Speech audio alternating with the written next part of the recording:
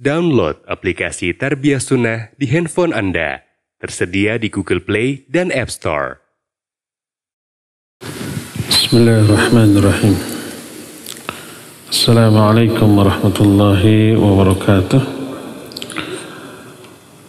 Alhamdulillahi rabbil alamin wa bihi nasta'in ala umuri dunya waddin wal aqibatu lil muttaqin ولا عدوان إلا على الظالمين وأشهد أن لا إله إلا الله الملك الحق المبين وأشهد أن محمدا عبده ورسوله صادق الوعد الأمين والصلاة والسلام على أشرف الأنبياء والمرسلين وعلى آله وأصحابه أجمعين ومن tabi'ahum bi ihsanin ila yaumiddin wa ba'd.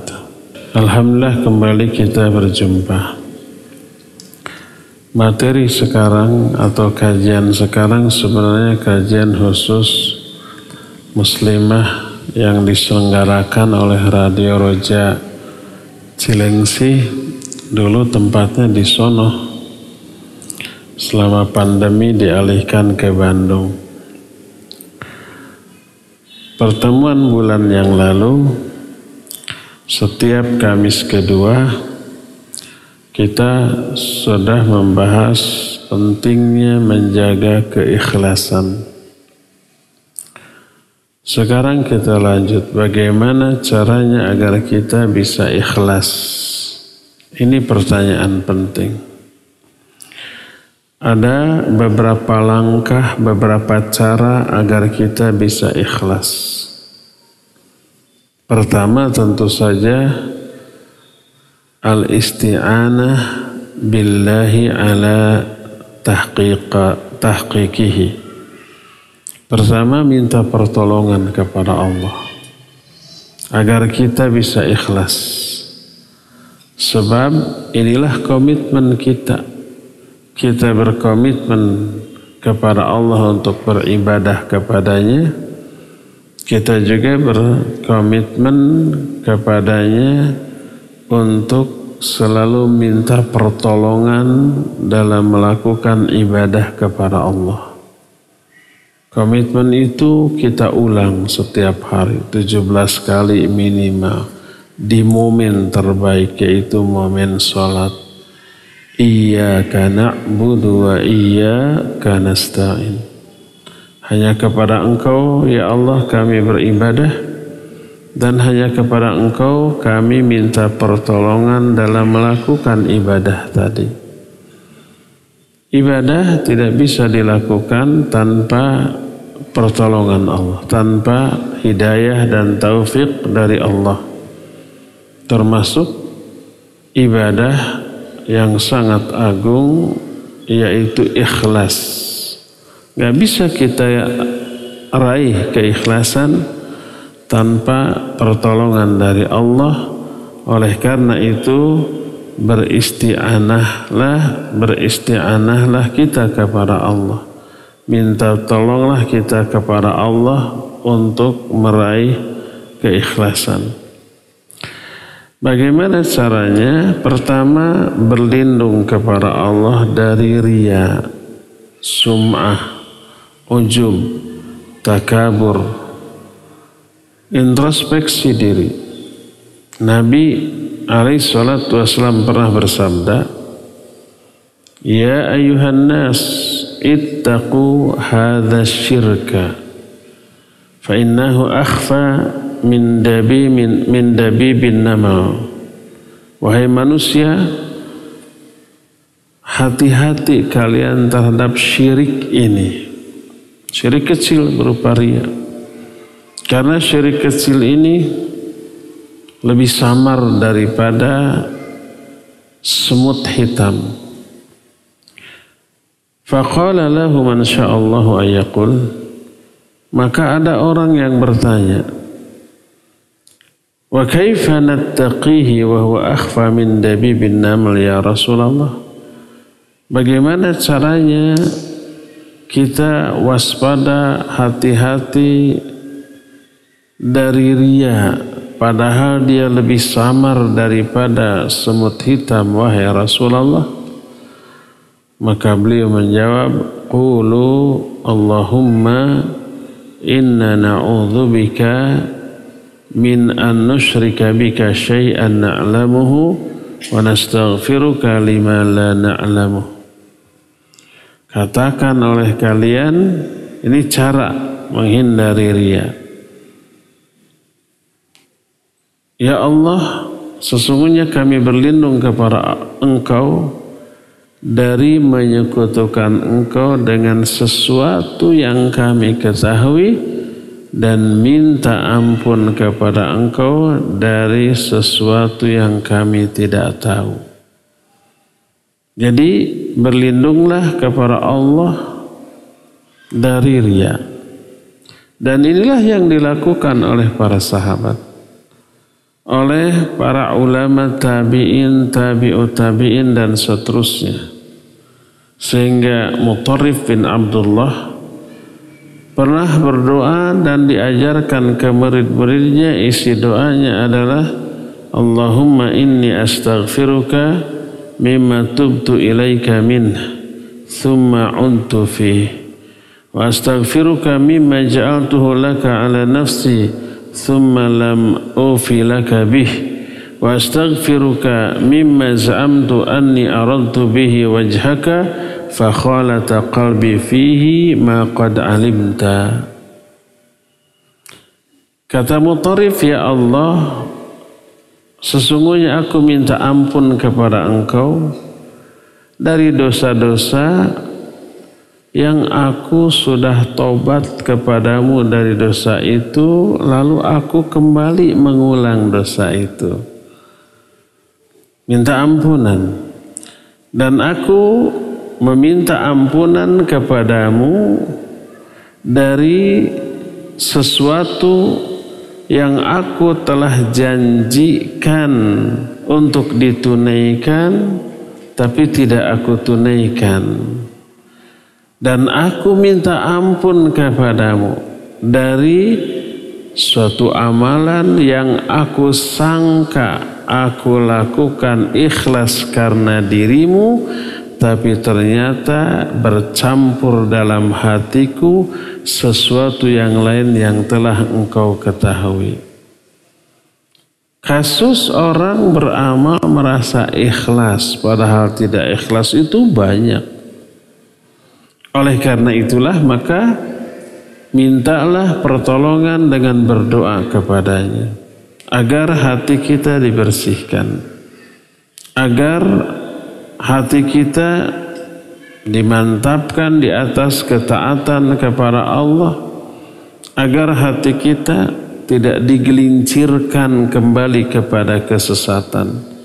Baca doa dalam ayat yang diajarkan kepada kita, Rabbana la tuzigh qulubana ba'da idh hadaitana wa hab lana min ladunka rahmah innaka antal wahhab.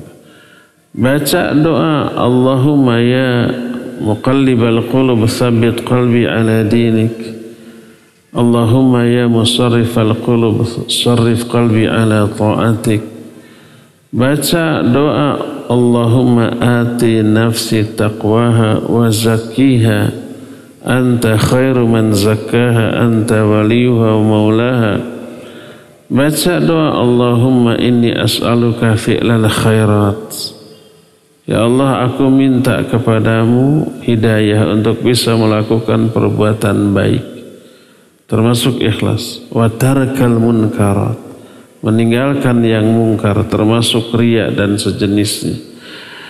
Jadi berdoalah kepada Allah Azza wa Jalla, karena hanya dengan pertolongan Allah kita bisa melakukan amal baik dan menghindari amal buruk. Bisa ikhlas dalam beramal dan menghindari riya. Karena riya sangat berbahaya. Baca doa Allahumma a'inni ala zikrika wa syukrika wa husni ibadatika. Ya Allah, tolong aku, bantu aku untuk selalu berzikir kepadamu, bersyukur kepadamu, dan melakukan sebaik-baik ibadah kepadamu. Dan kebaikan ibadah mesti diniatkan secara ikhlas. Inilah yang pertama. Kiat atau cara yang kedua agar kita bisa meraih keikhlasan adalah ayyata'arrafa ala ma yudaduhul ikhlas min afatil qulub kal'ujub warriya wasum'ah liyataharraza min. Kedua, mengenal lawan dari keikhlasan. Dikenali, diketahui, didalami bukan untuk diamalkan, tapi untuk dijauhi sejauh-jauhnya. Karena kita selama hidup selalu ada di dalam medan perang. Musuh kita banyak, terutama musuh yang tidak terlihat mata. Syaitan, hawa nafsu, termasuk diri kita. Agar kita bisa menang di dalam peperangan, wajib kita kenali musuh, karakteristiknya, kekuatannya, strateginya gitu ya. Agar kita bisa sembuh dari penyakit, fahami, kenali penyakit itu. Penyebabnya apa, cara kerjanya gimana, cara menyembuhkannya gimana, kan gitu. Nah, termasuk penyakit batin, penyakit hati sebagai lawan dari keikhlasan seperti riya, ujub, sum'ah, takabur dan yang sejenisnya, agar kita bisa menghindarinya.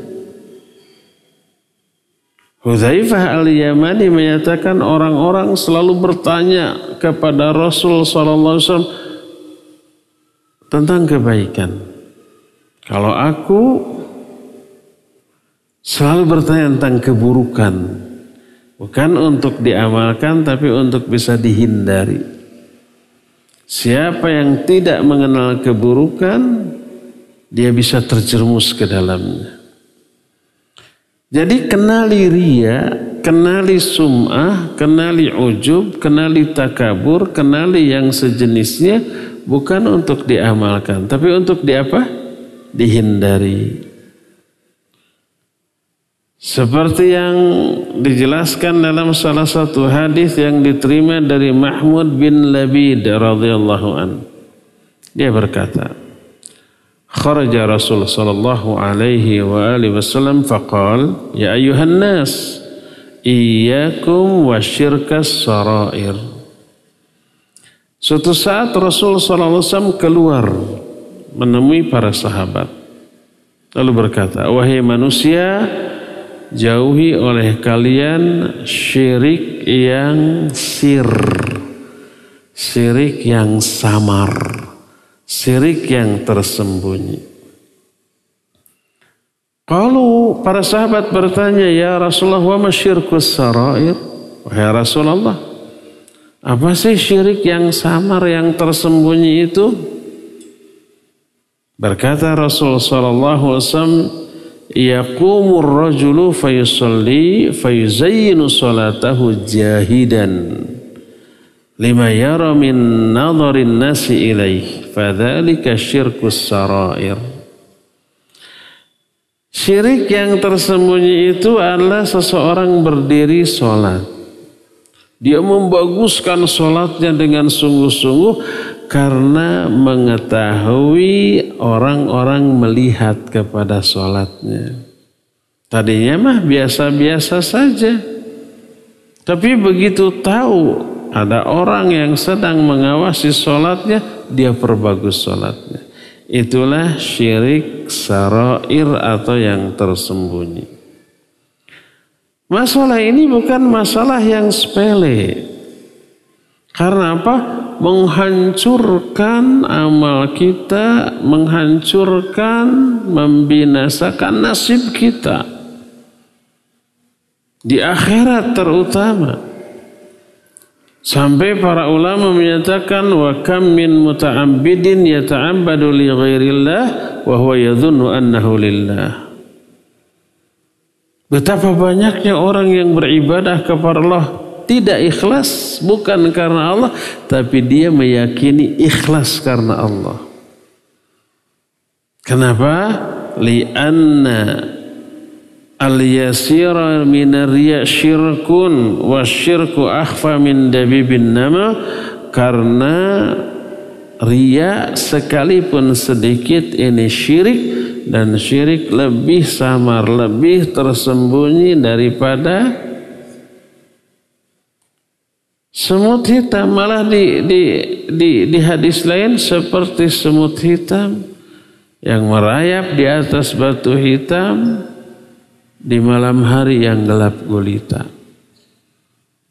Kalau malam hari mah jangankan semut hitam ya, banteng yang besar hitam aja nggak kelihatan. Kalau umpamanya semut hitam di atas batu hitam, jangankan malam hari, siang hari aja seringkali nggak kelihatan. Ini semut hitam di atas batu hitam di malam hari sangat samar.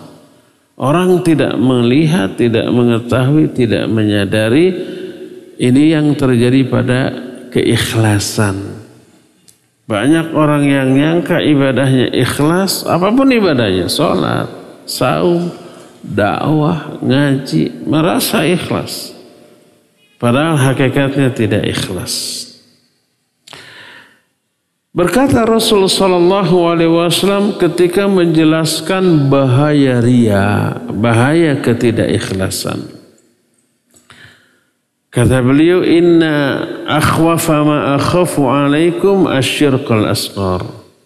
Sesungguhnya sesuatu yang paling aku khawatirkan menimpa kalian adalah syirik kecil. Kalau wa masyirkul asghar, para sahabat bertanya, apa syirik kecil itu? Dijawab ar-riya, riya. Yaqulullahu lahum yaumal qiyamah idza juziyan nasu bi'amalihim. Pada hari kiamat nanti Allah Azza wa Jalla ketika membalas seluruh amal-amal manusia, Allah berkata kepada orang-orang yang riya.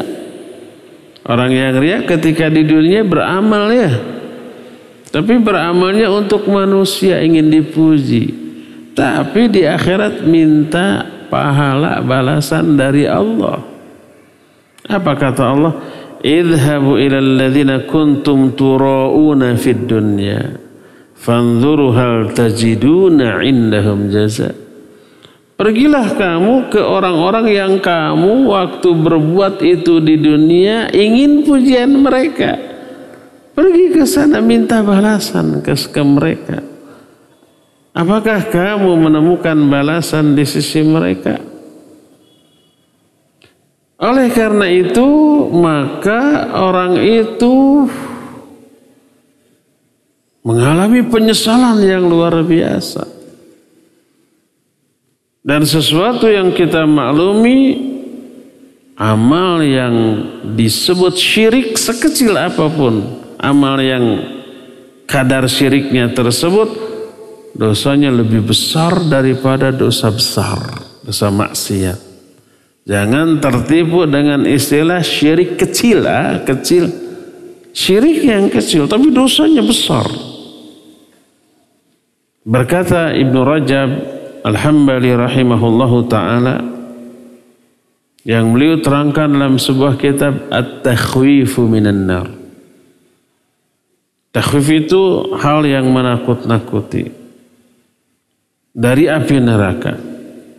Beliau menyatakan, wa innama zada azabu ahli riya ala sairil usah lianna riya huwa syirkul asghar wa dhunubul muta'alliqu bisyirki a'zamu minal muta'alliqi bi ghairi. azab untuk orang yang riya lebih besar dibanding azab untuk ahli maksiat. Kalau disebut dosa riya lebih besar daripada dosa maksiat, artinya azab untuk orang yang riya lebih dahsyat daripada untuk ahli maksiat. Kenapa? Karena riya adalah syirik kecil. Dan semua dosa yang terhitung syirik sekecil apapun, dosa dan azabnya lebih besar dibanding dosa selain syirik. Kenapa demikian? Karena kalau syirik itu merampas hak Allah. Kalau dosa-dosa yang lain hanya zalim kepada diri sendiri dan zalim kepada sesama makhluk. Kalau syirik zalimnya kepada Allah Subhanahu wa ta'ala. Mana yang lebih besar, zalim kepada Allah atau kepada makhluk? Tentu saja kepada Allah Subhanahu wa ta'ala. Oleh karena itu maka disebutkan oleh Imam Ibn Rajab, fal abdu idza arada ayat takhallasa fa alaihi ay yukhallisa qalbahu min hadha syirk. Wa qad ya'malu al-'abdu ma'siyatan zahiratan fatakunu akhafu wa ahwanu alaihi fil hisab min salatin tawilatin yura'i biha aw siyamin fi yaumin tawili syadidil har yatazayyanu bihi amamal makhluqin. Apabila seorang hamba ingin ikhlas, maka wajib dia membersihkan hatinya dari syirik ini. Kadang ada orang yang melakukan maksiat secara terang-terangan, tapi hisabnya lebih enteng, lebih ringan dibanding orang yang sholat lama tapi riya, atau saum di hari yang panjang dan sangat panas tapi ingin diketahui manusia. Istilah saum di hari yang panjang dan panas ini kurang terfahami oleh orang di kita, karena siang malam bagi kita relatif sama ya, rata-rata 12 jaman. Tapi di negeri yang ada musim panas, musim dingin, di musim panas siangnya lebih panjang daripada malamnya. Malamnya sebentar. Ya siangnya panjang, iya sangat panas. Saum di hari seperti itu beratnya luar biasa. Pahalanya juga gede. Di beberapa negara yang mengalami musim panas, kadang-kadang malamnya itu cuma 4 jam. Jam 10 maghrib, jam 2 sudah terbit matahari. 4 jam saja malamnya itu. Siangnya 20 jam. Bayangkan kalau itu Ramadan, ya panjang. Kalau kita paling 13,5 jam saum, itu sampai 20 jam, kadang lebih. Ya panjang ya panas. Pahalanya beda. Nah, kata Imam Ibn Rajab, kadang-kadang maksiat yang dilakukan terang-terangan lebih enteng, lebih ringan hisabnya dibanding sholat panjang lama tapi riya, atau saum di hari panas yang panjang tapi ingin diketahui orang. Suatu saat, ini saking bahayanya dosa riya, sampai lebih ditakutkan oleh Nabi dibanding fitnah Dajjal. Padahal kita tahu fitnah Dajjal itu luar biasa dahsyatnya. Nyaris tak ada orang yang bisa selamat dari fitnah Dajjal kecuali orang-orang yang Allah lindungi. Hebatnya fitnah Dajjal, tapi Nabi SAW lebih mengkhawatirkan kaum muslimin terjerumus ke dalam riya. Suatu saat Rasul sallallahu alaihi wasallam keluar menemui para sahabatnya lalu bercerita tentang Dajjal. Seusai cerita atau menjelaskan tentang Dajjal, beliau bersabda, "Ala ukhbirukum bima huwa akhwafu alaikum indi minal masihid Dajjal?" Maukah aku kabarkan kepada kalian sesuatu yang lebih aku takutkan akan menimpa kalian dibanding fitnah Al-Masihid Dajjal? Para sahabat kaget. Fitnah Dajjal sehebat itu, sedahsyat itu, tapi ada hal lain yang lebih Nabi takutkan akan menimpa umat ini. Para sahabat menjawab, "Bala ya Rasulullah." Mau wahai Rasulullah, apa fitnah yang lebih dahsyat daripada Dajjal? Beliau menjawab, asyirkul khafiyu, syirik yang tersembunyi, yang samar. Sesamar apa? Tadi dijelaskan, sesamar merayapnya semut hitam di atas batu hitam dalam keadaan gelap, nyaris tidak bisa diketahui. Ini syiriknya juga sesamar itu. Lalu Nabi menjelaskan, ayyaqumar rajulu yusalli fayuzayyinu salatahu lima yara min nadharir rajul. Yaitu seseorang salatnya diperindah, diperbagus ketika mengetahui orang-orang sedang menatap kepada salatnya. Hadis ini dikeluarkan oleh Imam Ibnu Majah dari Abu Sa'id Al-Khudri radhiyallahu an, disahihkan oleh Al-Hakim dan Syekh Al-Albani dalam kitab Sahih At-Targhib menyatakan hadis ini hasan. Kita perhatikan kenapa Nabi alaihi salatu wassalam lebih mengkhawatirkan syirik daripada fitnah Dajjal. Salah satu alasannya, kalau fitnah Dajjal orang bisa menghindarinya. Nabi alaihi salatu wassalam memberikan setidaknya ada 4 cara menghindari fitnah Dajjal yang sudah kita terangkan. Membaca surah Al-Kahfi, bagus sih seluruhnya, tapi minimal 10 ayat yang pertama. Keduanya, kalau bisa lari ke Mekah atau ke Madinah. Karena 2 kota ini tidak bisa dimasuki oleh Dajjal. Kalau mungkin ya. Kalau nggak mungkin gimana? Dari Indonesia, waduh, ngurus paspor, ngurus visa, ngurus tiket, riweuh. Nggak bisa sekarang ngurus sekarang keluar, nggak bisa, harus berhari-hari. Pas Dajjal keluar, orang semua jutaan ngajuin visa dan tiket, nggak kebagian kita. Ketiga, ta'awudz. Allahumma inni a'udzubika min adzabi jahannam, min adzabil qabr, wa min fitnatil mahya wal mamat, wa min fitnatil masihid Dajjal. Yang kita baca di mana? Waktu salat, waktu tasyahud. Dan yang keempat, lari menjauh. Dajjal ada di Jakarta, lari ke Bandung. Ada berita Dajjal menuju ke Bandung, lari ke Cirebon sana, ke Tasik sana. Pokoknya menghindar saja. Bisa dihindari itu. Ada orang selamat? Ada yang selamat. Banyak. Kalau riya mah nggak bisa. Riya mah nggak bisa kita lari. Lari kemana? Ke hutan tetap masih bisa riya.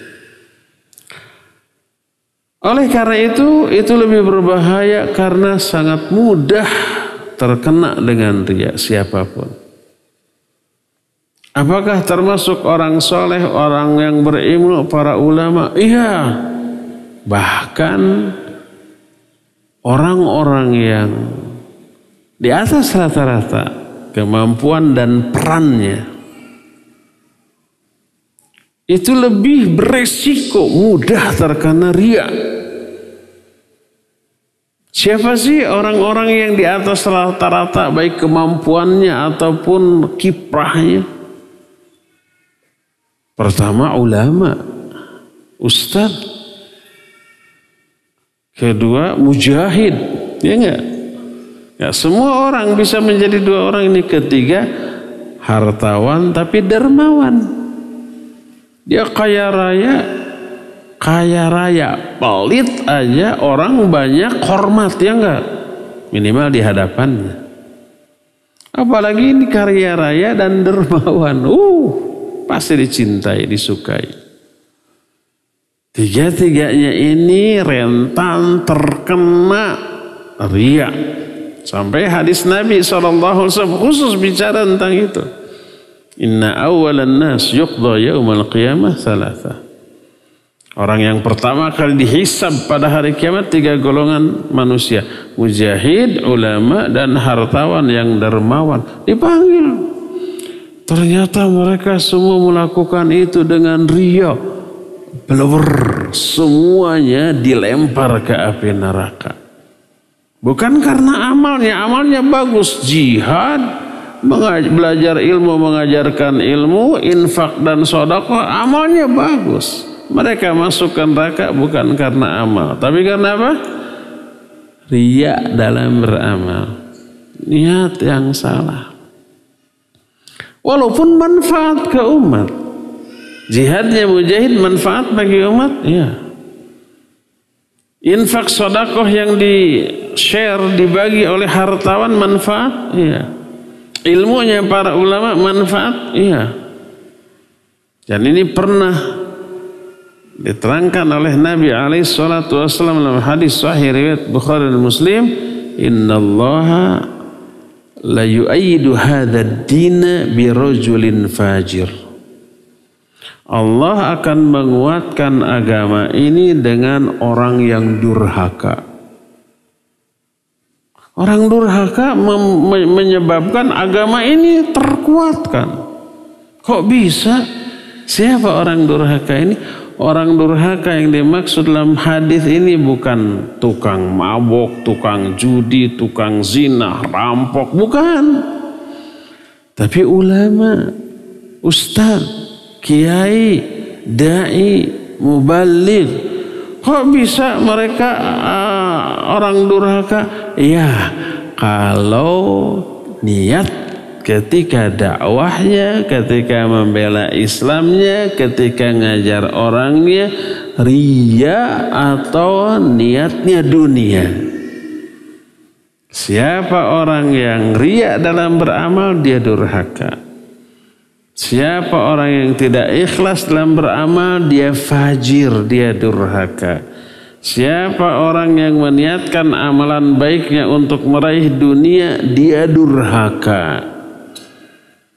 Nah itu tuh yang dimaksud Allah akan menguatkan agama ini dengan seorang yang fajir, yang durhaka.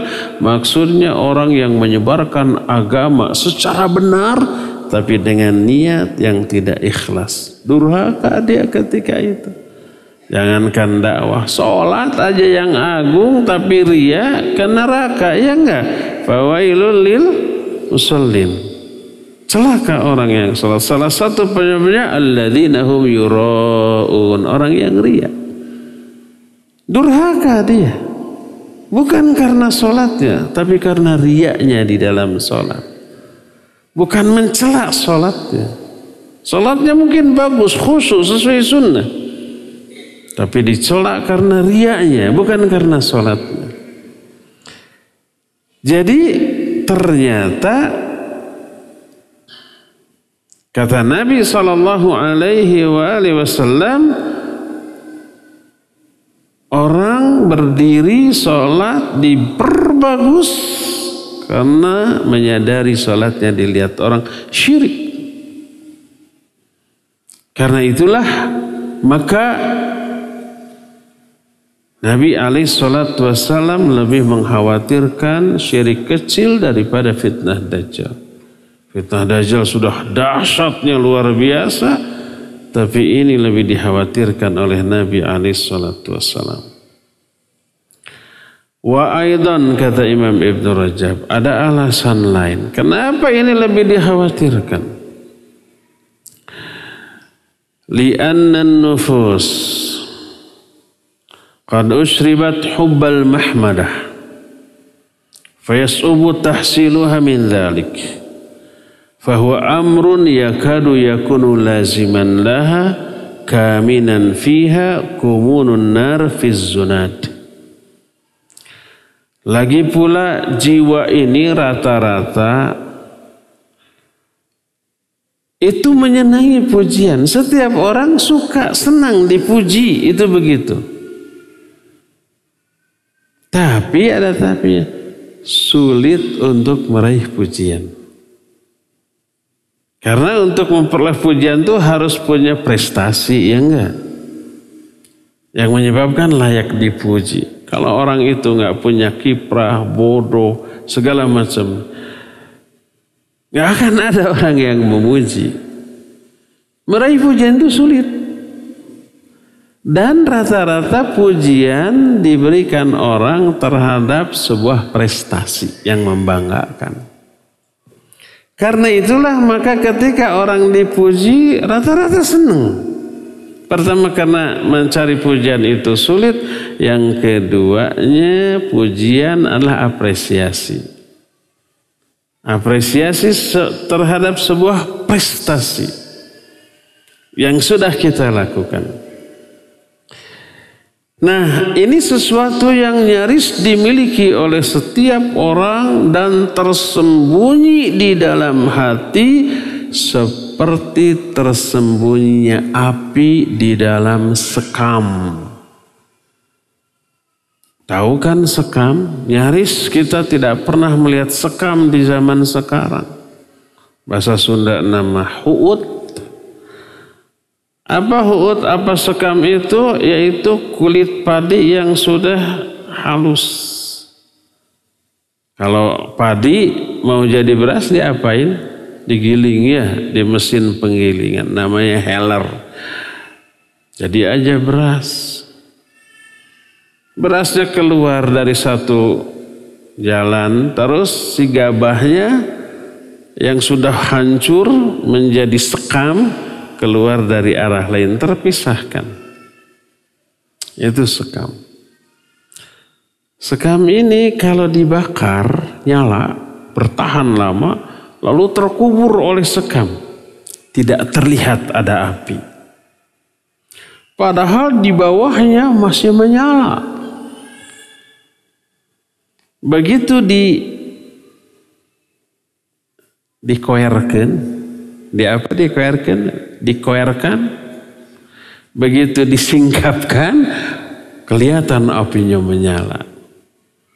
Makanya ada peribahasa kebencian atau permusuhan yang disembunyikan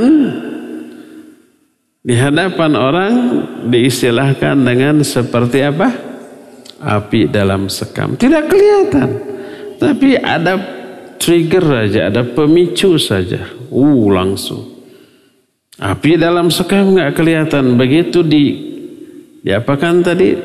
Dikoerkan, disingkapkan, baru kelihatan nyala. Nah, keinginan orang untuk dipuji tersembunyi. Seperti api dalam sekam tadi. Oleh karena itulah maka hendaklah setiap orang mewaspadai hal ini. Selalu introspeksi, selalu memperbaiki diri, selalu menjaga diri dari apa? Dari riya ini, karena saking tersembunyinya mengakibatkan orang tidak menyadari bahwa dia riya. Menyadari bahkan meyakini bahwa dirinya itu apa? Ikhlas, padahal tidak ikhlas. Saking apa? Saking tersembunyinya tadi. Maka lihat yang dilakukan oleh para ulama untuk menyembunyikan amal. Seorang ulama salaf namanya Abu Wa'il. Idza shalla fi baitih yanshiju nashijan law ju'ilat lahu dunya ala ayyaf'alahu wahidun wa ahadun yarahu ma fa'alahu. Dia sholat sendirian di rumahnya. Pasti sholat sunat, nggak mungkin sholat wajib. Kalau sholat wajib pasti di masjid. Ini sholat sunat sendirian. Itu menangis sampai sesegukan. Tapi dia tidak melakukan ini kalau ada seorang saja yang mengetahui atau melihatnya. Sekalipun anggota keluarganya. Seorang ulama salaf namanya Hamad bin Zaid ngajar. Kalau ketika ngajar menemukan ayat, hadis, qaul ulama, ucapan sahabat yang menggetarkan hatinya, membuat dia ingin menangis. Baca ayat tentang neraka, mereka mah pakai penghayatan, bergetar hatinya, menangis. Tapi saking ingin menjaga keikhlasan, dia berupaya untuk tidak menangis. Apa yang dia lakukan? Dia pura-pura batuk. Dia pura-pura bersin. Dia pura-pura berdehem. Sebagaimana dijelaskan oleh Hamad bin Zaid, kana Ayyub rubbama haddatsal hadits fayariqu fayaltafisu fayatamakhatu fayaqul ma ashaddu zuqam. Ayub dia suka mengajarkan hadis. Ketika ada hadis yang materinya membuat dia tergetar, ingin menangis, dia berpaling ke kiri, lalu dia imtikhat. Ikhtiyat apa bahasa kitanya? Nyingsring. Apa nyingsring teh? Buang ingus gitu. Sambil ngarehak atau ngarehak, berdehem batuk, lalu dia menyatakan ma'asyad az-zukam. Betapa dahsyatnya flu yang sedang saya alami. Saya sedang flu berat. Padahal itu menahan tangisan. Mengalihkan agar tidak terlihat dia itu akan menangis ketika menjelaskan hadis yang sedang dia bahas. Amma takalluful buka fi shalah fa innama yakunu hinama yughliqul insan alaihi babah wa la yattali'u alaihi ahadun. Adapun memaksa-maksakan diri menangis di dalam sholat. Kalau toh tidak ingin menangis, berpura-puralah menangis. Bagus. Asal ketika menyendiri. Tak ada seorang pun yang melihat. Tak ada seorang pun yang mengetahui ketika kita bangun malam, sholat tahajud sendirian. Silakan, berupayalah untuk menangis. Asal tidak ada yang melihat. Wa amma ayatakallaf al-insan dzalika fi jumu'il musallin fa hadza amrun la yasugh. Adapun berupaya menangis sesegukan ketika bersolat berjamaah dengan orang, ini enggak boleh. Kalau toh ingin menangis, tahan, jangan sampai. Umpamanya kita jadi makmum ketika sujud ingin menangis, tahan, jangan sampai sesegukan kedengar oleh kiri dan kanan kita. Atau jadi imam, tahan untuk tidak menangis kalau bisa. Tapi hindarkan dengan cara berdehem, dengan cara yang bisa mengalihkan dia dari tangisan. Walakin man alaihi al-buka fahadha sya'nun akhar. Adapun kalau memang tidak mampu tangisan ditahan di luar kemampuan dia, maka ini mah hal lain. Kalau umpamanya kita sedang jadi imam baca ayat tentang neraka, sudah ditahan-tahan lalu tidak tertahan, la yukallifullahu nafsan illa wus'aha. Itu di luar kemampuan dia. Dia sudah berusaha menahan tapi nggak tertahan, akhirnya nangis. Ya nggak masalah. Karena itu di luar kemampuan kita. Allah tidak membebani seorang kecuali sesuai dengan kemampuan kita. Makanya kita sering mendengar hadis Nabi SAW menangis. Terdengar oleh istrinya, terdengar oleh sahabatnya. Para sahabat juga begitu, para ulama juga begitu. Bahkan ada ulama yang ketika membaca Fatihah tidak kelar-kelar, tertahan oleh tangisan. Ketika membaca Iyyaka na'budu wa iyyaka nasta'in sudah. Dia tertahan lama. Setelah berapa lama mengulang lagi dari awal. Pas sampai ayat itu menangis lagi. Begitu dan begitu seterusnya. Bahkan Ibnu Umar ketika membaca surah An-Nazi'at pas sampai kepada ayat tentang kiamat, dia sampai pingsan dari sholatnya. Itu di luar kemampuan dia, maka nggak masalah. Inilah yang namanya keikhlasan.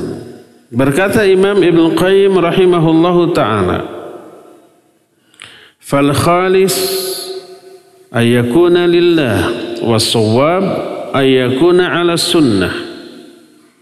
Ketika menerangkan penjelasan Fudail bin Iyad rahimahullah. Fudail bin Iyad ketika menerangkan alladzi khalaqal mauta wal hayata liyabluwakum ayyukum ahsanu amal. Surah Al-Mulk ayat yang kedua. Allah lah yang telah menciptakan kematian dan kehidupan. Kehidupan dan kematian. Untuk menguji kalian. Siapa yang lebih baik amalnya di antara kalian. Yang lebih baik kata Fudail bin Iyad adalah akhlasuhu wa aswabuhu. Yang paling ikhlas dan paling benar. Siapa yang ibadahnya paling ikhlas dan juga paling benar berarti paling baik. Kebaikan ibadah dilihat dari ikhlas dan benarnya.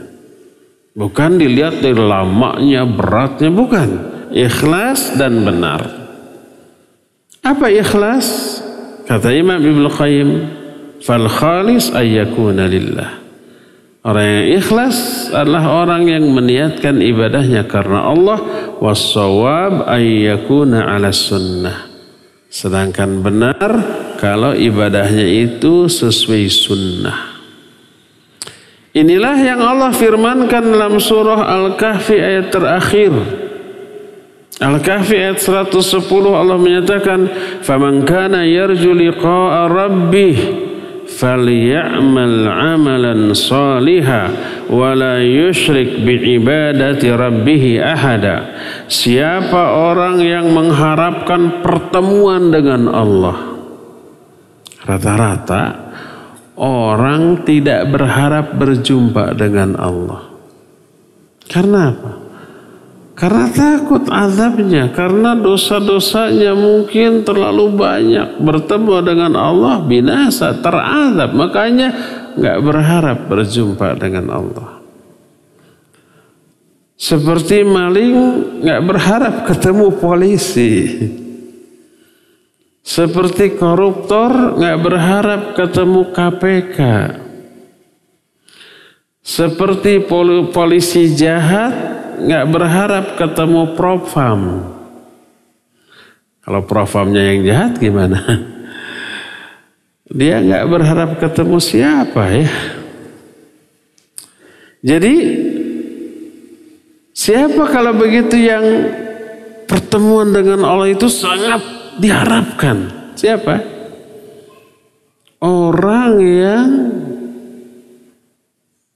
taat, patuh, tunduk kepada aturan Allah, yang melaksanakan seluruh perintah Allah, menjauhi semua larangannya. Pertemuan dengan Allah itu sesuatu yang diharapkan. Dia selalu menjauhi dosa, berjumpa dengan Allah tidak takut karena dia tidak pernah melanggar secara sengaja. Mungkin ada 1-2 dosa, tapi langsung ditobati. Nah, itu yang berharap. Allah menyatakan, "Faman kana yarju liqa rabbih." Siapa orang yang ingin berharap berjumpa dengan Allah, "Falyamal amalan sholiha." Maka lakukan amal soleh. Orang yang melakukan amal soleh banyak, nanti berjumpa dengan Allah itu kebahagiaan. Jangankan itu, sekarang ada karyawan rajin. Jam 8 sampai jam 4, jam 7 sudah datang. Pekerjaan untuk besok sekarang sudah selesai. Pekerjaan untuk lusa besok juga beres lah gitu ya. Terus rapi pekerjaan. Menantang pekerjaan lain. Bos, saya sekarang nganggur, gak ada pekerjaan lagi. Ada gak tambahan? Bosnya senang. Dikasih lagi, langsung beres. Orang seperti itu tiba-tiba dipanggil bos. Ada panggilan. Kira-kira takut apa senang? Senang. Saya pasti akan dikasih reward, dikasih apresiasi, dikasih fee, dikasih bonus, mungkin naik jabatan, mungkin naik gaji, mungkin ada tugas spesial ke luar negeri gitu, mungkin kayak gitu tuh. Tapi kalau ada karyawan yang jam 9 baru masuk sampai di tempat tuh babatok heula, ngopi heula, main game. Jam 3 sudah keluar, sudah pulang. Jam 12 ketika istirahat dia keluar, jam 2 baru datang lagi, jam 3 sudah pulang. Pekerjaan gak beres. Ketika dipanggil oleh bos, pekerjaan mana? Sebentar mas, belum beres. Barijeng teu beres-beres. Kayak gini, orang ini lalu dipanggil oleh bosnya. Seneng apa takut? Pasti takut. Aduh, dia sudah tahu diri tuh. Mungkin di SP, mungkin diturunkan jabatannya, dikurangi gajinya, dikurangi fasilitasnya. Yang paling dikhawatirkan dipecat secara tidak hormat. Orang ke orang aja sudah begitu. Apalagi kepada Allah Azza wa Jalla. Siapa yang ingin berharap berjumpa dengan Allah, maka falyamal amalan sholihan, lakukan amal soleh. Terus wala yusyrik bi ibadati rabbih ahada. Tapi ingat, dalam beribadah kepada Allah jangan Allah sekutukan dia dengan sesuatu pun. Jangan syirik, termasuk syirik kecil dalam bentuk mengamalkan ibadah untuk selain Allah. Untuk dipuji, ria, untuk kepentingan dunia dan yang sejenisnya. Berkata Al-Imam Ibnu Qayyim dalam kitab Miftahud Daris Sa'adah ketika menerangkan ayat ini.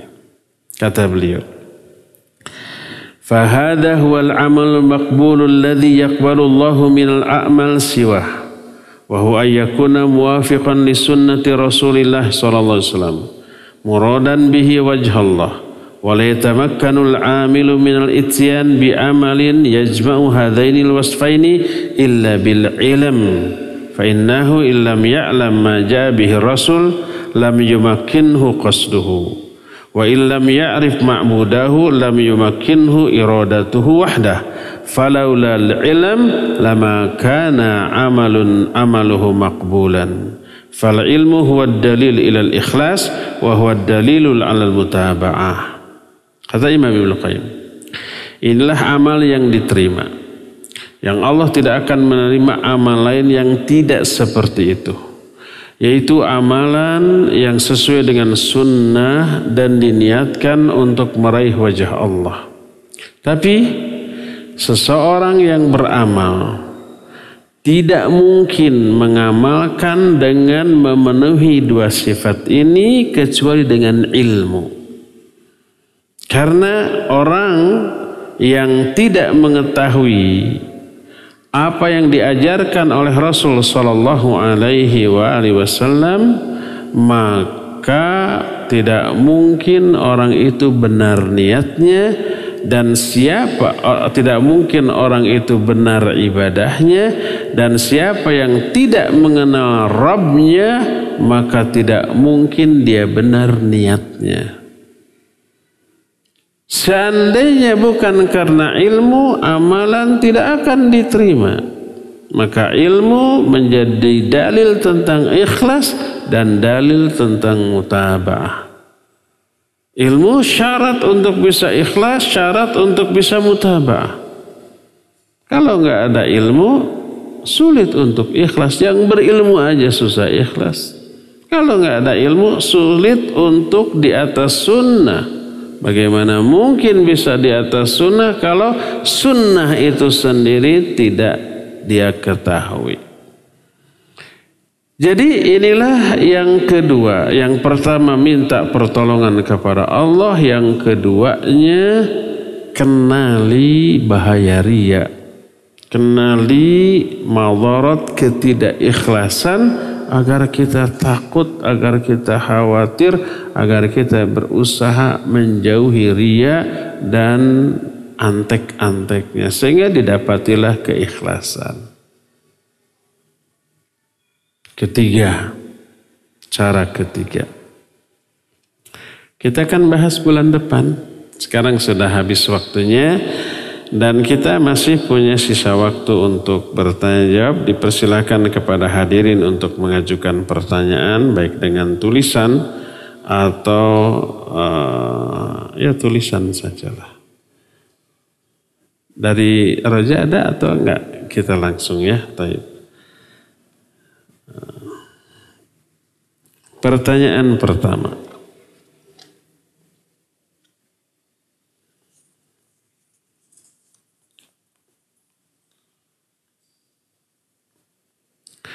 Bagaimana hukum orang yang bersolawat karena ingin mendapatkan sesuatu yang diinginkan? Karena ada ustadz yang mencontohkan.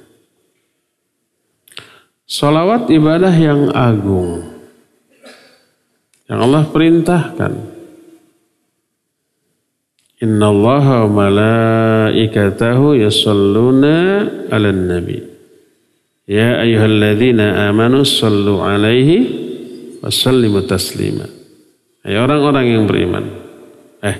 Sungguhnya Allah dan para malaikatnya bersalawat kepada Nabi. Hai orang-orang yang beriman, bersalawatlah kalian kepada Allah dan bersalamlah kepadanya dengan sebenar-benar.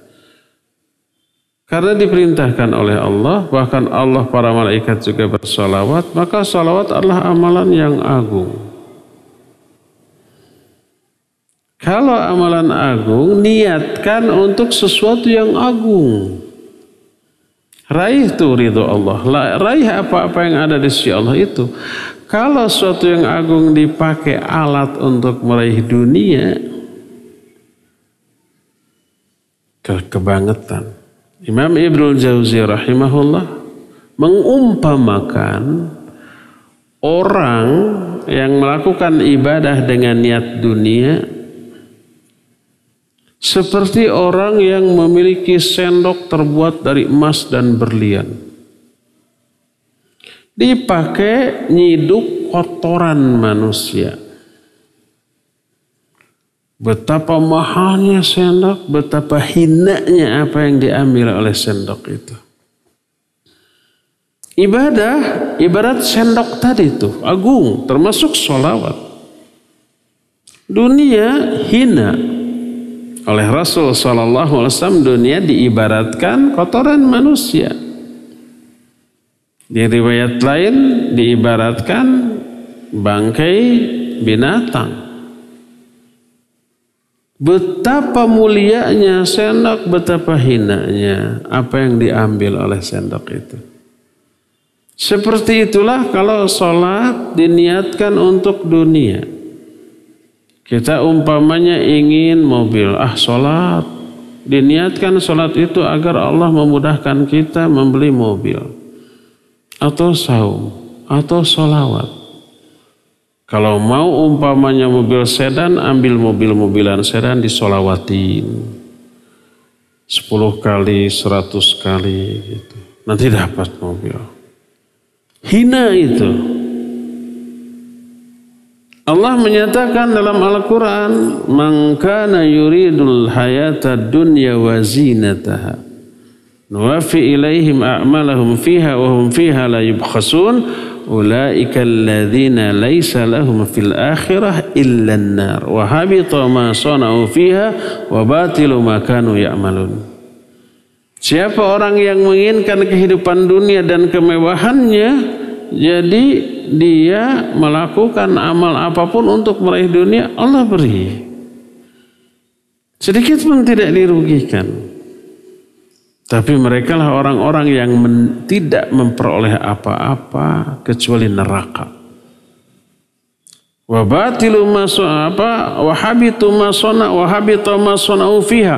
Gugur semua amal ibadah yang pernah mereka lakukan. Enggak dapat pahala. Wa batilu ma kanu ya'malun, batil semua yang mereka sudah lakukan itu.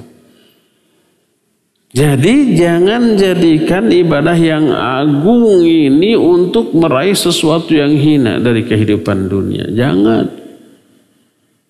Bukan tidak boleh berdoa. Boleh berdoa, ya Allah beri saya rezeki, boleh. Tidak dilarang. Sebab di dalam sholat juga kita ada doa minta rezeki ya. Allahumma gfirli warhamni wajburni dalam duduk ya, sampai ada warzuqni wa'afini, itu minta dunia kesehatan, minta rizki ya boleh, nggak masalah minta rizki.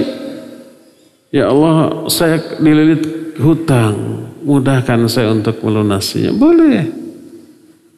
Tapi kalau umpama melakukan ibadah dengan niat itu jangan. Kenapa kamu rajin tahajud? Biar hutang saya lunas. Kalau sudah lunas, berhenti tahajud. Kenapa kamu rajin sholawat? Pengen mobil. Setelah mobil dapat, berhenti sholawat. Oh enggak, saya nggak akan berhenti tahajud, nggak akan berhenti sholawat terus.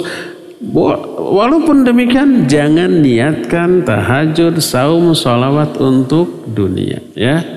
Kalau mau dunia, pertama boleh berdoa, minta dimudahkan dalam urusan dunia. Yang kedua, ikhtiar yang real, yang nyata. Nggak bisa rezeki diperoleh hanya dengan duduk tanpa ikhtiar yang nyata. Ya, wallahu a'lam.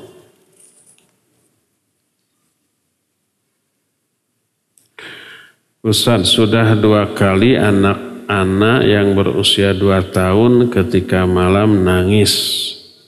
Wajar tuh. Dan marah-marah ketika tidur di kamar atas. Tapi ketika pindah ke kamar bawah langsung reda nangisnya. Ana belum pernah melihat anak-anak nangis yang aneh. Susah dikondisikan seperti itu. Apakah berdosa atau syirik meyakini anak diganggu jin? Apakah harus ana periksa rumah? Dikhawatirkan ada benda bertanduk berbentuk makhluk hidup padahal rumah dipakai ibadah. Taib. Anak nangis di tempat tertentu tidak berarti ada jin. Kata jin itu bukan ulah saya, kamu suudzon ke saya. Ada banyak faktor. Mungkin panas ngelekap begitu. Atau memang dia sudah terbiasa di bawah, di tempat lain gak suka. Jangankan itu, saya aja. Kalau di rumah, tibra. Terus tidur di hotel berbintang, bintang 7. Saking bagusnya, empuk, megah, mewah. Dan gak bisa tidur itu. Kurang apa coba? Apa harus salahkan? Jin ini mah. Pasti diganggu jin sehingga tidak bisa tidur. Apa begitu? Kata jin yang ada di sana, saya jadi panemlehan, jadi kambing hitam. Kenapa? Coba tanya ke psikolog, ke psikiater. Atau kenapa kalau kita tidur di suatu tempat yang baru, yang asing, seempuk, semewah, senyaman apapun nggak bisa tidur. Pernah ada di sini yang begitu? Ya, saya sering. Jadi bukan karena jin, mungkin faktor psikis, ya. Ada faktor lain yang saya tidak sanggup untuk menjelaskan, tapi itu membuktikan bukan karena gangguan jin. Kalau karena gangguan jin, begitu masuk kamar baca doa, apa doanya? A'udzu bi kalimatillahi tammati min syarri ma khalaq. Baca ayat kursi di sana.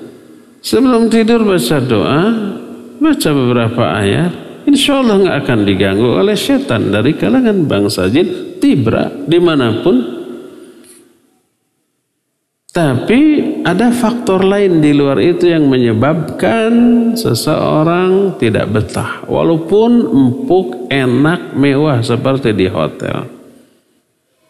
Nah mungkin faktor itu, ya. Jadi kalau umpamanya curiga ke jin, sok aja di ruqyah ke ruangan itu. Tadi disebutkan sering dipakai ibadah. Ketika dipakai ibadah, jinnya kabur. Ketika ibadahnya selesai, jinnya datang lagi mungkin. Tapi ketika kita masuk baca ayat kursi di awal malam, maka jin semalam itu nggak bisa masuk ke sana. Baca doa a'udzu bi kalimatillahi tammati min syarri ma khalaq. Dia tidak akan dimudaratkan oleh apapun. Kalau penyebabnya adalah setan dari kalangan bangsa jin. Tapi kalau penyebabnya hal lain, ya nggak bisa. Tetap aja, ya. Jadi tidak selalu kasus susahnya orang tidur karena kesalahan gangguan jin. Enggak. Tapi ada faktor lain. Wallahu a'lam.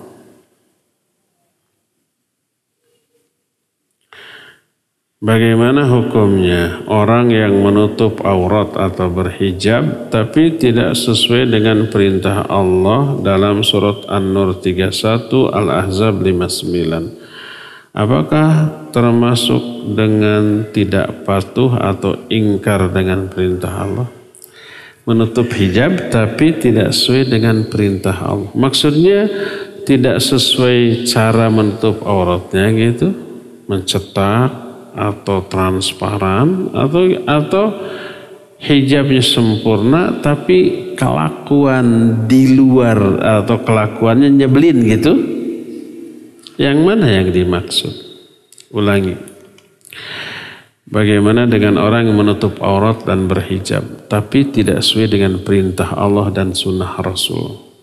Tidak sesuai dengan perintah Allah dalam An-Nur 31 dan Al-Ahzab 59. Berarti cara berpakaiannya mungkin ya. Berarti dia kalau menutup aurat tapi masih transparan atau mencetak bentuk tubuh, berarti belum menutup aurat. Sebab kriteria menutup aurat pertama tertutup seluruh auratnya. Yang kedua tidak mencetak bentuk tubuh alias longgar. Yang ketiga tidak transparan, tidak tembus pandang. Tertutup lebar tapi ngalangkang, terlihat warna kulit, maka tetap tidak boleh.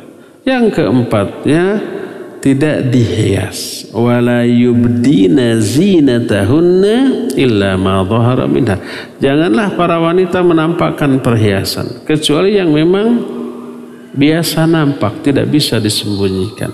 Seperti pakaian itu sendiri kan perhiasan, itu pasti nampak.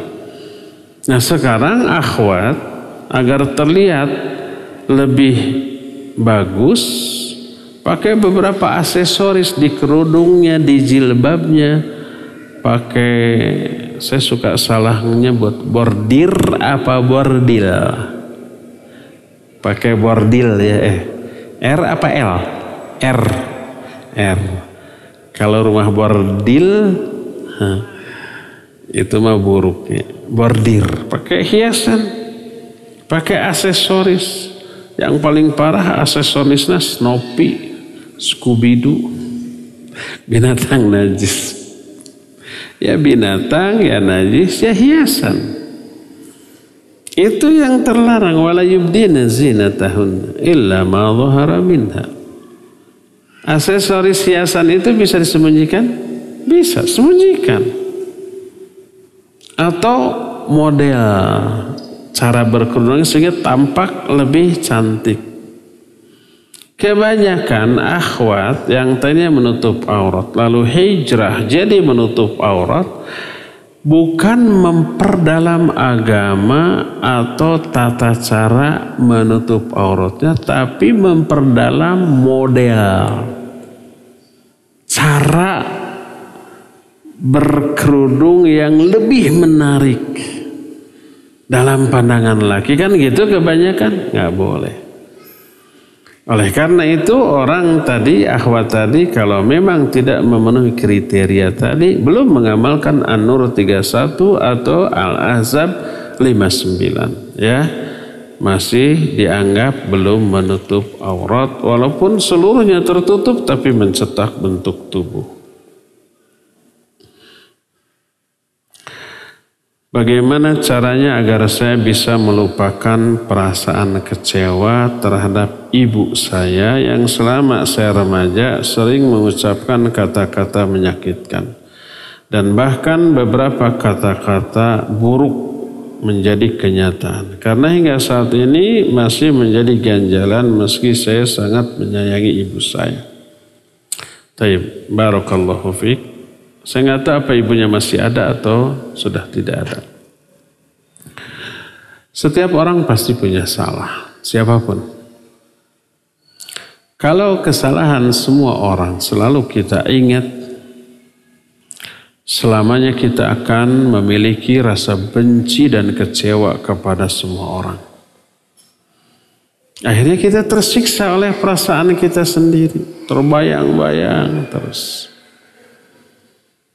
Seperti yang ditanyakan ini, dia tersiksa dengan perasaannya sendiri terhadap ibunya lagi. Apa yang harus kita lakukan? Pertama, tentang diri sendiri. Ingat-ingatlah keburukan, dosa dan kesalahan kita. Sebaliknya, lupakan seluruh kebaikan-kebaikan yang pernah kita lakukan. Kesalahan ingat-ingat terus untuk ditobati, disesali, dirubah. Kebaikan lupakan. Itu alamatus sa'adah. Kata Ali bin Abi Thalib radhiyallahu an, alamatus sa'adah arba'ah. Tanda-tanda kebahagiaan 4. Pertama, nisyanul hasanatil madiyah, melupakan kebaikan-kebaikan kita di masa lalu. Kedua, dzikrudz dzunubil madiyah, selalu mengingat dosa masa lalu. Ini untuk diri kita, ya, untuk diri kita. Adapun untuk orang lain sebaliknya, agar kita tidak memiliki kebencian, kedengkian, permusuhan, suudzon dan perasaan buruk kepada orang lain, sebaliknya ingat-ingat kebaikan mereka. Kedua, lupakan seluruh keburukan mereka. Kita mengingat kebaikan mereka agar mendoakan kebaikan bagi mereka, lalu ingin selalu membalas kebaikan mereka. Sebaliknya, kejahatan yang pernah mereka lakukan, lupakan agar tidak ada dendam, tidak ada benci, tidak ada dengki, tidak ada memusuhi. Sebab ini tujuan setan di dalam menggoda manusia setelah gagal memusyrikkan manusia, menimbulkan permusuhan. Berkata Rasulullah SAW, inna syaitan qad ya'isa ayya'budahul musalluna fi jaziratul Arab walakin fit tahrish bainahum. Syaitan itu sudah putus asa untuk disembah lagi oleh manusia di jazirah Arab. Tapi syaitan melakukan taktik strategi kedua yaitu tahrish, menimbulkan kebencian di antara sama muslim. Tahu nggak kenapa judi mabuk diharamkan? Salah satunya adalah karena judi dan mabuk menimbulkan permusuhan dan kebencian di antara sama mereka. Ini yang harus kita hindari. Kalau orang sudah benci, sudah dengki, mengikis iman. Karena Rasulullah SAW bersabda, la tadkhulul jannah hatta tu'minu wa la tu'minu hatta tahabu. Kamu nggak bisa masuk surga sebelum beriman, kamu tidak dikatakan beriman sebelum saling mencintai. Kalau membenci berarti nggak ada iman. Dari benci lahir keburukan lain. Dari benci lahir ghibah, lahir menghina, lahir suudzon, lahir fitnah, lahir menyakiti, ingin, bahasa anak sekarang, julid. Waktu saya ngisi di Fusdai ada yang nanya julid, saya bingung apa itu julid, judes gitu. Ada yang ngasih tahu julid itu singkatan, saya kasih tahu nih bagi yang belum, julur lidah. Artinya ngomong gitu ya tentang orang, tentang keburukan, pokoknya mengomentari dengan komentar yang nyinyir, yang buruk. Tak eta julid kayak ABG eta julid. Betul kan mana julid begitu? Julid dosa-dosa. Apa yang Allah larang dalam surah Al-Hujurat ayat 11-12 dilanggar. La yaskhar qaumun min qaumin asa ay yakunu khairan minhum wa la nisa'un min nisa' asa yakunna khairan minhun wa la talmizu anfusakum wa la tanabazu bil alqab. Ya, jangan saling menghina, jangan saling merendahkan, jangan saling memberi gelar-gelar yang buruk. Ijtanibu katsiran minadh-dhann, jauhi suudzon. Wala tajassasu, jangan tajassus. Wala yaghtab ba'dukum ba'dha, jangan saling menggibah. Itu semua dilarang. Karena kebencian semua itu bisa dilanggar. Dosa enggak? Ya dosa. Jadi itulah upaya syaitan. Keburukan orang selalu dimunculkan, kebaikannya dilupakan. Akhirnya gitu. Maka kiat kita adalah tentang diri kita nih. Ingat-ingat dosa dan kesalahan kita, lupakan amal soleh dan prestasi kita. Tentang kita. Tentang orang lain sebaliknya. Lupakan kesalahan orang lain, ingat-ingat kebaikan. Terlebih kalau orang itu ibu kita yang paling besar jasanya kepada kita, nggak ada yang menyamai besarnya jasa ibu kita. Mengandung selama 9 bulan, di 4 bulan pertama muntah, lemas, semua yang tercium terasa bau gitu ya. 4 bulan pertama. 4 bulan sudah berlalu, masuk bulan kelima, sudah ngidamnya sudah hilang. Tapi penderitaan lain muncul. Ini semakin berat. Pinggang panas, tidur nggak nyenyak, posisi tidur susah, mau terlentang, engap. Mau miring ke kanan, cangkel. Miring ke kiri, cangkel. Mau tengkurap, pejet. Jadi nggak ada posisi yang enak. Pas sampai saatnya melahirkan, perjuangan hidup dan mati, ada kontraksi. Ketika kontraksi, rasa sakit yang diderita tidak ada bandingannya. Sampai nahan sakitnya itu, lagi melakukan apapun diem, nahan napas, terus dipeperket gitu. Saya pernah ketika seorang wanita, istri saya bukan wanita lain, lagi kontraksi, pegang nih. Itu ketika kontraksi dipegang, sakit. Dan ketika beres, tapak-tapak kukunya itu kelihatan dan lecet. Saya tanya ke bidan, Bu, Ini mules itu sakit apa? Mules. Mules itu kayak mau BAB, 10 kali lipat Pak, kata. Langsung isi saya nempel. 1000 kali lipat, katanya begitu. Saking sakitnya, semakin dekat ke saat melahirkan semakin sering. Tadinya sejam sekali, setengah jam sekali, 15 menit. Terus sampai tiba saat melahirkan, seluruh ibu pasti dalam pikirnya muncul, inilah saat kematian saya. Semua wanita yang akan melahirkan merasa itulah saat dia akan mati. Gak apa-apa saya mati asal bayi saya hidup. Tuh, ada gak orang lain yang seperti itu ke kita? Gak ada. Sampai brol, baru plong. Tapi egoisme wanita di sini muncul. Kalau ketika menikah, pengantin baru, dunia serasa milik berdua, ya enggak?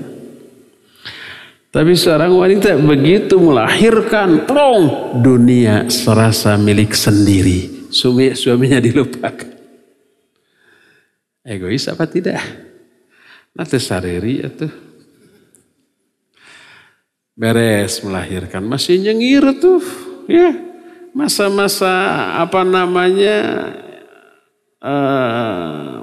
setelah melahirkan apa namanya, nifas. Masa-masa yang serba sakit, bergerak sakit, apalagi batuk, bersin ditahan sakit karena luka bekas melahirkan. Ya, yang paling wegah kalau mau ke WC, BAB, BAK gitu, wegahnya luar biasa. Tanya tuh. Setiap suami harus tahu, harus ikut merasakan. Saat itu biarkan istri kita istirahat total. Baik kita yang ngurus. Kita yang ganti popok, kita yang mandiin. Hanya satu menyusui yang enggak. Tapi ketika menyusui silakan susui. Begitu beres susui, kamu tidur. Biar semuanya saya handle. Masak segala itu suami siaga tuh harus begitu. Jangan biarkan dia nyengir, kesakitan, harus ngurus, harus mandiin, terus harus masak untuk kita. Aduh, giliran kita yang masak, kita yang nyupir, kita yang nyuci piring, yang nyuci baju, yang beres-beres, gitu, giliran. Biarkan istri kita istirahat biar cepat pulih. Setelah pulih baru dioper lagi. Setelah itu menyusui, mengurus. Nggak ada yang lebih besar daripada jasa seorang ibu. Ingat-ingat itu. Nggak akan bisa terbayar jasa ibu oleh apapun. Jangan sampai jasa kebaikannya dilupakan, keburukannya diingat-ingat. Akhirnya kecewa dengan ibu. Akhirnya benci ke ibu, akhirnya memusuhi dan menjauhi, renggang dari ibu. Keliru besar. Lupakan keburukannya, mintakan ampunan untuknya, mintakan hidayah untuknya, mintakan rahmat untuknya, dan ingat-ingat terus jasa-jasanya yang tidak ada orang lain yang menandingi jasa mereka bagi kita. Doakan sesering mungkin 10 kali, 20 kali dalam sehari. Jangan sampai sehari sekalipun tidak. Sehari 5 kali mendoakan orang tua itu gak cukup. Orang tua mengurus kita setiap saat, setiap detik. Kita mendoakan hanya sehari sekali. Gak sebanding, gak seimbang. Jadi lupakan kesalahan ibu. Ingat-ingat jasa-jasa besarnya kepada kita. Doakan hidayah, doakan kebaikan, doakan ampunan, doakan rahmatnya, doakan semua kebaikan dunia sampai akhirat nanti, ya. Wallahu a'lam. Terakhir ya, mohon maaf tidak semuanya terjawab karena terbatas waktu. Apabila teringat suatu kesalahan, bagaimana cara bertobat pada saat itu? Misal sedang di jalan atau sedang dalam situasi yang tidak memungkinkan untuk sholat. Pertama, menyesal. Sudah melakukan dosa. Kedua, bertekad untuk tidak mengulang kembali di masa yang akan datang. Ketiganya tentu saja berhenti dari dosa itu. Itu cukup.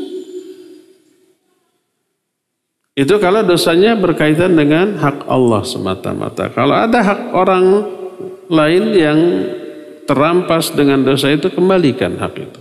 Minimal doakan kebaikan bagi mereka, ya. Mengapa kalau kita melakukan amal soleh walaupun sudah niat karena Allah tapi dihantui perasaan riya? Apakah ini waswas? Ya, itu waswas syaitan, ya.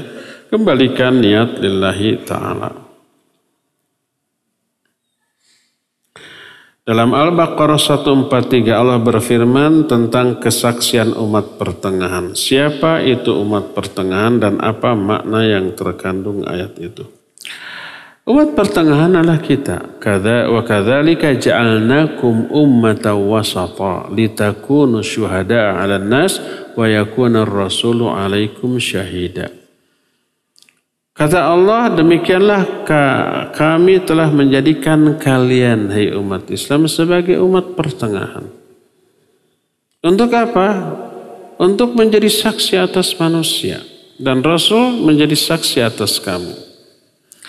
Nah, salah satu persaksiannya nanti, ya, ketika para nabi sebelumnya ditanya oleh Allah, apakah kalian sudah menyampaikan dakwah? Sudah. Ditanya umatnya, apakah nabi kalian sudah menyampaikan dakwah? Belum. Jadi mereka ingkar. Belum, kami belum didakwahi oleh nabi kami. Para nabi itu ditanya, siapa saksi kalian bahwa kalian sudah menyampaikan dakwah? Para nabi menjawab, umat Muhammad alaihissalatu wassalam. Itulah yang dimaksud wa kadzalika ja'alnakum ummatan wasata. Demikianlah kami telah menjadikan kalian, hai umat Islam, sebagai umat pertengahan litakunu syuhada 'alan nas. Agar kalian menjadi saksi atas manusia. Maksudnya atas umat sebelumnya, bahwa para nabi sudah menyampaikan. Lalu kita ditanya, bagaimana kalian tahu bahwa para nabi sudah menyampaikan dakwah? Bukankah enggak sezaman? Mereka menjawab, kami tahu melalui kitab yang engkau turunkan kepada nabi kami. Kita tahu dari Quran bahwa para nabi sudah menyampaikan. Wa man asdaqu minallahi qila. Siapa yang lebih benar ucapannya daripada Allah? Kalau Al-Quran pasti benar, dan Al-Quran menjelaskan seluruh nabi sudah menyampaikan risalah kepada umatnya walaupun umatnya ingkar. Ya, wallahu a'lam. Cukup ya. Sampai di sini insyaallah, kita jumpa kembali esok membahas kitab Tauhid. Wassallallahu ala nabiyina Muhammadin wa ala alihi wa ashabihi wasallam. Wassalamualaikum warahmatullahi wabarakatuh.